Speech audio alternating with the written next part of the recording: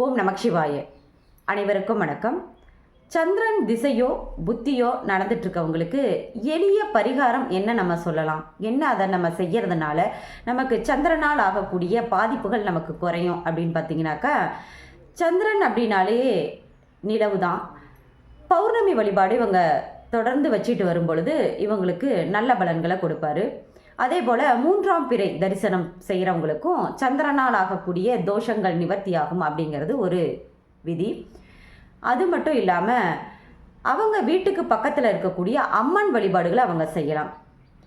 பலாசு மரம் அப்படின்னு ஒரு மரம் இருக்குது. அந்த மரத்தை அவங்க ஏரியாவில் இருக்கக்கூடிய சிவ ஆலயங்களில் போய் நட்டு வச்சு அந்த கோவிலுக்கு போகும்போதெல்லாம் அங்கே தண்ணி ஊற்றி வளர்த்திட்டு வரும் பொழுது சந்திரனால் ஆகக்கூடிய அந்த கெட்ட பலன்கள் நமக்கு குறையும் அப்படின்னு சொல்லலாம். அம்மன் கோவில்களுக்கு பச்சரிசி தானம் கொடுக்கலாம். அதாவது அங்கே கோவில்களுக்கு பொங்கல் வச்சு நிவேதனம் செய்வாங்க இல்லைங்களா, அந்த நிவேதனத்துக்கு நம்ம பச்சரிசியை நம்ம கொடுக்கலாம். அது மட்டும் இல்லாமல் தயிர் சாதம் செஞ்சு ஏழை எளியவர்களுக்கு அன்னதானம் செய்யலாம். இதெல்லாம் செஞ்சு வரும்பொழுது சந்திரனால் ஆகக்கூடிய தோஷங்கள் அனைத்தும் நிவர்த்தியாகி நல்ல பலன்களே நமக்கு சந்திரன் கொடுப்பார் அப்படின்னு நம்ம சொல்லலாம். நன்றி, வணக்கம்.